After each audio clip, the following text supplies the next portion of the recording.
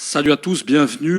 Merci d'être avec nous. C'est notre émission en partenariat avec PME Politique. Et puis, nous sommes bien évidemment, comme à chaque fois, chez le docteur Christophe Gachet, Rhône Dental Clinique à la rue du Rhône.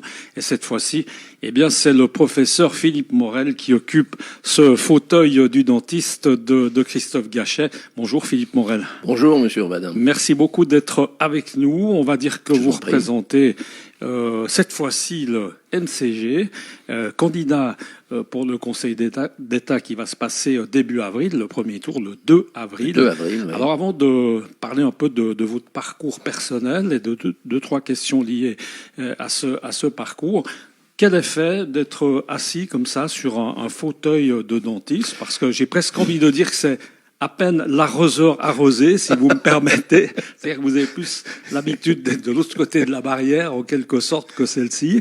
Vous êtes comment? Vous êtes bien? Écoutez, d'habitude, je travaille pas avec un fauteuil de dentiste, non, mais avec une table d'opération. Ceci dit, on est à la fois relax parce que c'est très détendu. Et puis, d'autre part, moi qui n'aime pas trop le dentiste, on a un petit peu la crainte d'entendre la fraise qui va s'approcher de vous. Mais tout va bien, il n'y aura pas de fraise aujourd'hui. Est-ce que la dentisterie, vous qui avez fait évidemment les études de médecine, est-ce que la dentisterie c'est un truc quelque chose qui vous aurait intéressé? Ça vous a une fois traversé l'esprit ou pas du tout? Vous avez tout de suite été dans la médecine traditionnelle? Non, ça ne m'a pas vraiment traversé l'esprit. Il faut dire que le travail de dentiste est un travail sophistiqué, compliqué.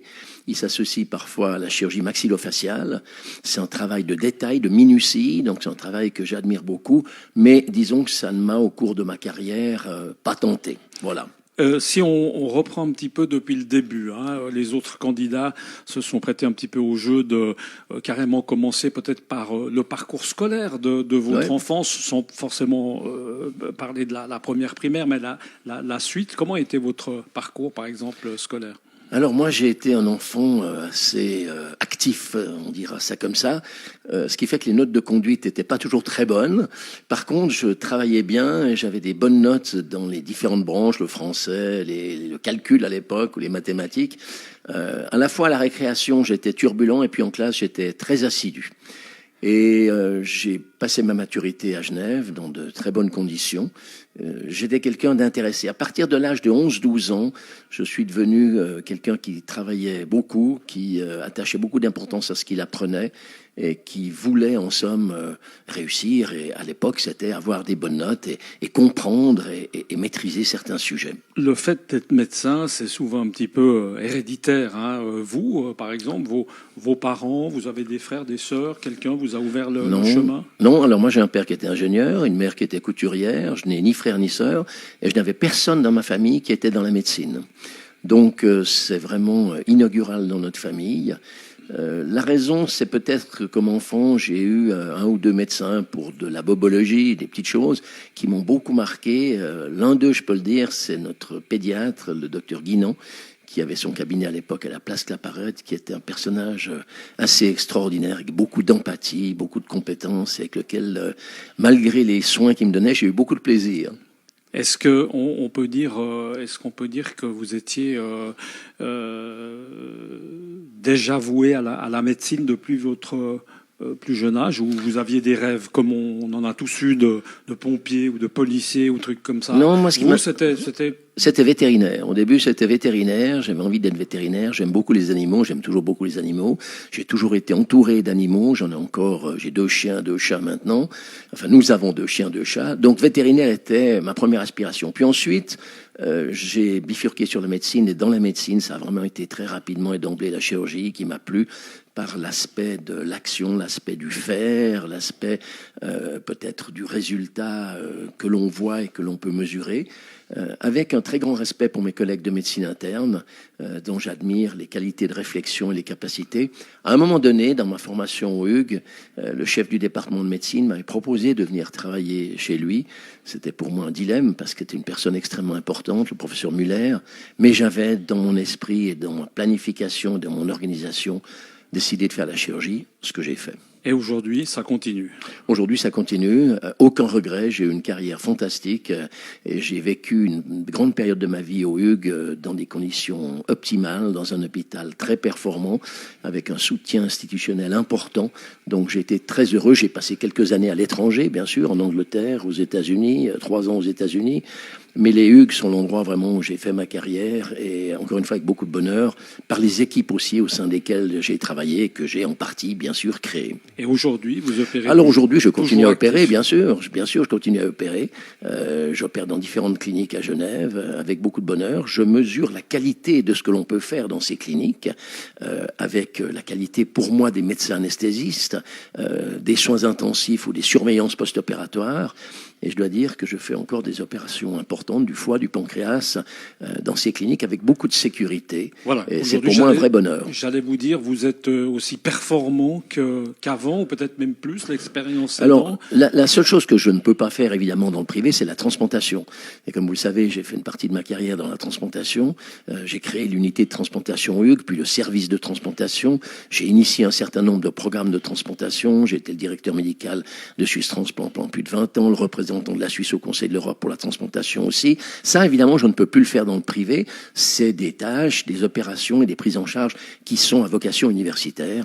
Donc, dans le privé, je ne fais évidemment plus ces activités-là. Mais pour ce qui est des autres interventions, je les fais toutes. Quelles sont aujourd'hui vos relations, sans refaire le passé, avec ce qu'on a tous lu par rapport aux Hugues? Il y a eu un fameux livre qui avait un petit peu fait couler pas mal d'encre, si on peut dire. Aujourd'hui, quelles sont vos relations avec les Hugues? Excellente. Tout est rentré dans l'ordre? Excellente. Ah oui, mais il n'y a jamais eu de bisbille. Ça, c'était une histoire qui s'est terminée un peu en queue de poisson pour le patient concerné. Non, moi, j'ai toujours des bonnes relations avec les Hugues. Je conserve des bonnes relations avec les Hugues. J'ai beaucoup de reconnaissance vis-à-vis des Hugues.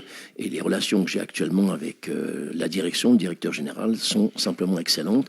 Cette institution est très performante. Elle permet des développements médicaux et chirurgicaux incroyables. Et je ne suis pas sûr que les Genevois se rendent toujours compte de la qualité d'institution qu'ils ont.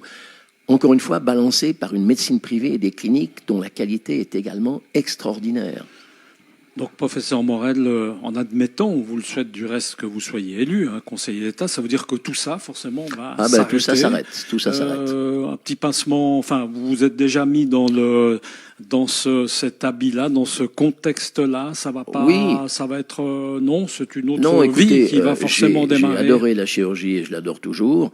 J'ai pris la décision d'être candidat au Conseil d'État avec l'espoir, évidemment, et la volonté d'être élu.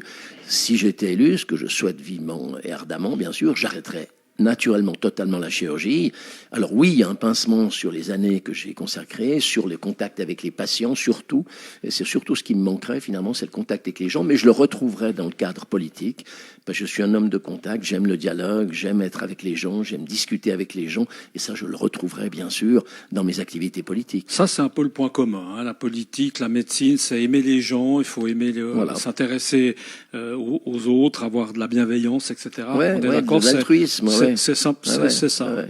J'ai passé une bonne partie de ma vie comme chirurgien à évaluer des situations, à discuter avec des collègues, ensuite à prendre des décisions et à agir.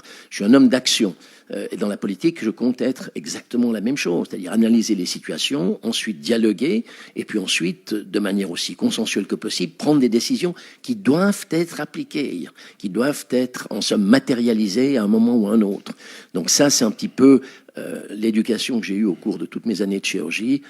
Je suis un homme d'action et dans l'activité politique, je veux aussi être un homme d'action. Et puis bon, meneur d'homme, ça m'amène à peut-être parler d'une partie de votre vie qui était importante. Colonel à l'armée, donc oui. c'est pas rien. Colonel, c'est quoi? C'est 3 ans d'armée pratiquement. C'est à peu près 3 ans. C'est 1200 jours, j'ai regardé comme ça, de service. Là aussi, il y a des parallèles. Il faut savoir mener des hommes.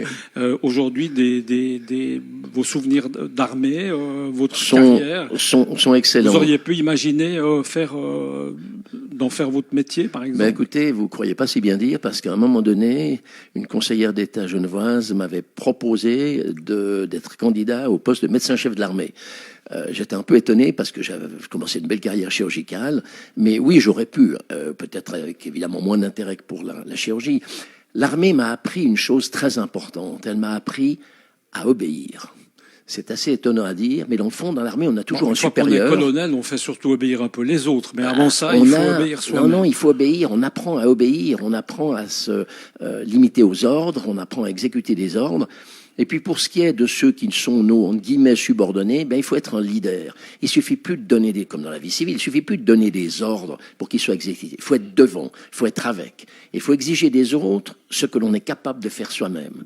Et dans le commandement de l'armée, c'est aussi le leadership, comme on dit, qui est évidemment extrêmement important. Je pense aux exercices physiques, je pense aux marches dans lesquelles on est tous ensemble, on tire la même corde, et puis on grimpe une montagne, et puis si un ou l'autre ne peut pas, comme je l'ai fait plusieurs fois, on prend son sac. Donc c'est vraiment un rôle de leader, un rôle d'entraîneur, et une personne qui est chef, mais chef parmi les autres. Là, on est dans une période, militairement parlant, un peu plus compliquée. On parle de la neutralité, par exemple, de la Suisse. Vous, alors là, je m'adresse au colonel, comme la neutralité, pour vous, elle a encore un sens aujourd'hui ou plus trop avec ce qui se passe en Ukraine? C'est Écoutez, un peu sur la sellette. Elle a un sens, la neutralité. Elle a un sens au plan international, c'est évident. Elle a un sens au plan national de notre pays, des intérêts de notre pays. Il y a évidemment de nombreuses discussions de savoir où s'arrête la neutralité et où commence une prise de position. On le voit bien dans les négociations et dans les actions qui se discutent maintenant vis-à-vis de l'Ukraine. Mais pour moi, la neutralité est quelque chose d'important et cher à notre pays et surtout à ses habitants et à ses habitantes. Vous, encore une fois, là, c'est toujours au colonel que je m'adresse, cette situation géopolitique. Il y a l'Ukraine, il y a la Chine, il y a beaucoup de choses, il y a beaucoup de sources d'inquiétude. Ça vous inquiète? On va où? Oui, moi je suis inquiet parce que je constate une instabilité, des relations très tendues et puis des moyens militaires absolument incroyables de part et d'autre. Et on espère que ces moyens militaires sont maîtrisés de part et d'autre et qu'il n'y aura pas un jour une personne qui pourra déclencher une attaque nucléaire. Oui, c'est inquiétant. Oui, c'est quelque chose qui nous pose beaucoup de questions et l'avenir est incertain.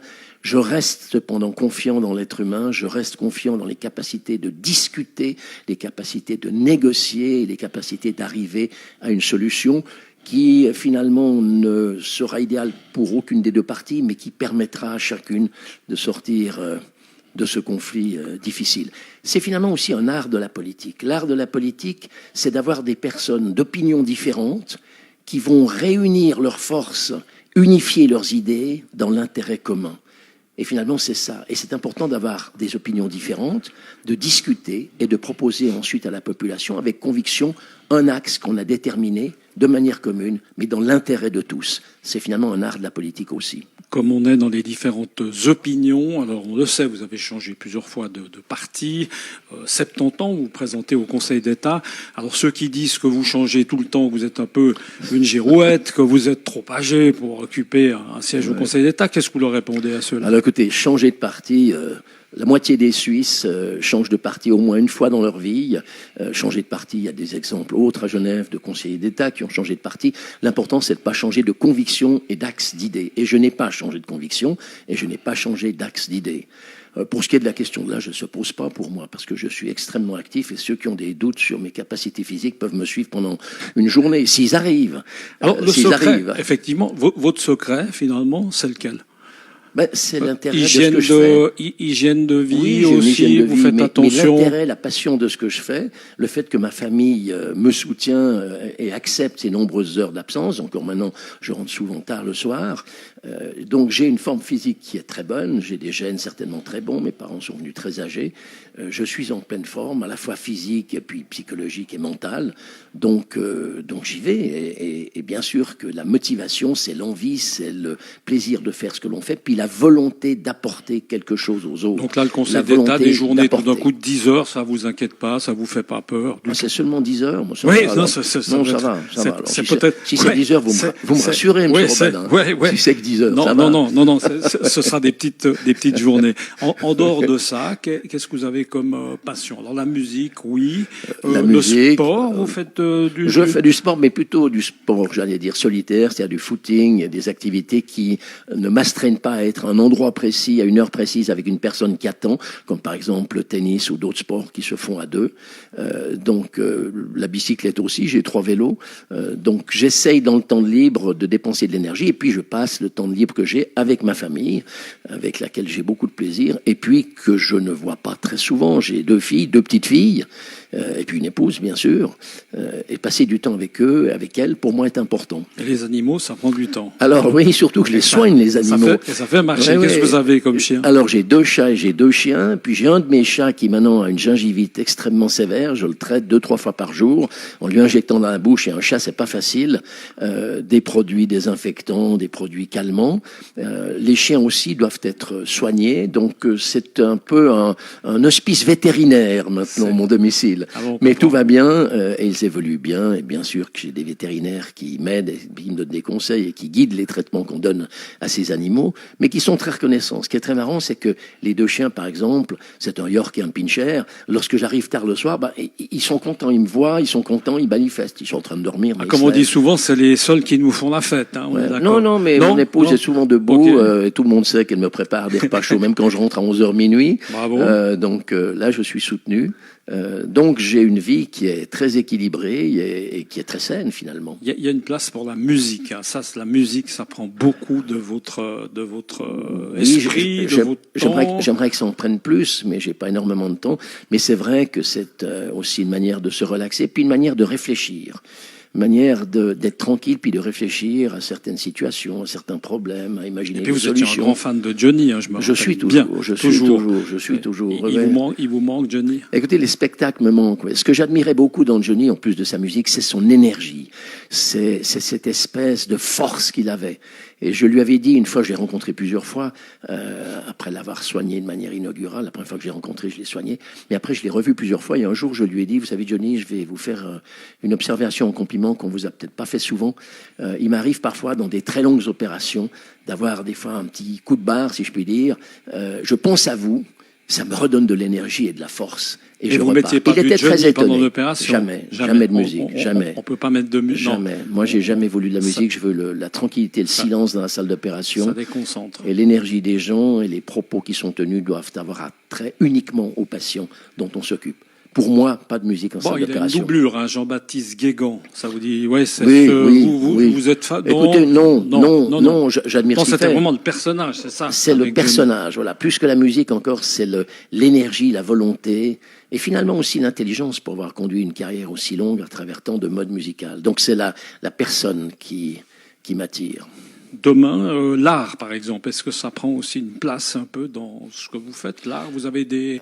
Alors, les chirurgiens sont des artistes. Vous êtes sensible à la peinture, à la sculpture? Bien sûr. Alors, j'ai malheureusement pas beaucoup de temps à consacrer à ces différents domaines, mais finalement, la chirurgie, c'est un art. C'est un art qui peut s'apparenter à la peinture ou à la sculpture. C'est un art qui est évidemment extrêmement précis, extrêmement méticuleux. Être maladroit de ses mains, évidemment, oui, en n'oubliant jamais que les mains sont dirigées par le cerveau. Et il suffit pas d'être, comme je dis, habile comme un singe, mais il faut avoir un cerveau qui sait ce que les mains doivent faire et comment elles doivent le faire. Mais quelque part, c'est un peu un travail aussi, je dis ça avec beaucoup de modestie vis-à-vis des artistes, mais aussi un petit peu un travail d'artiste. Parce que justement, habile de ses mains, ça veut dire qu'à la maison, vous bricolez, par exemple, quand il faut sortir la caisse à outils, c'est vous qui... Ah oui, non, je bricole, je bricole facilement, de la peinture. Et la cuisine, par exemple, oui? Non, pas tellement la cuisine, non, pas tellement. J'ai vécu une année en Angleterre où j'étais seul pendant bien des mois, où je me suis fait à manger, l'essentiel, mais rien de plus. Pas le temps ou pas envie, non. Pas les qualités, pas les compétences. Pas les qualités. Je préfère manger que cuisiner. Pas les compétences. Maintenant, si vous aviez là une baguette magique, là, vous en faites quoi? Si j'avais une baguette magique, je changerais un certain nombre de choses à Genève. C'est-à-dire? Je ferais en sorte que la paupérisation s'arrête, que les gens aient assez pour vivre. Je ferai en sorte que la mobilité soit meilleure, que nos entreprises puissent circuler. Je ferai en sorte que les malades soient soignés et qu'il y ait moins ou plus de malades. J'essaierai avec cette baguette de faire du bien, puis surtout de faire ce dont les Genevois ont besoin et ce qu'ils attendent des autorités politiques, en particulier dans cette situation actuelle. Et puis, peut-être que la baguette magique servirait à stopper la guerre en Ukraine et aussi peut-être ailleurs. Donc vous voyez des prétentions qui vont bien au-delà de la baguette magique, mais l'idée c'est de faire que les autres soient heureux, de faire en sorte que les autres soient épanouis et qu'ils aient une vie de qualité. C'est ceci que je ferai avec une baguette magique, en commençant par Genève. Professeur Morel, merci beaucoup, bonne chance à vous. Merci. Merci, M. Robadin. Merci.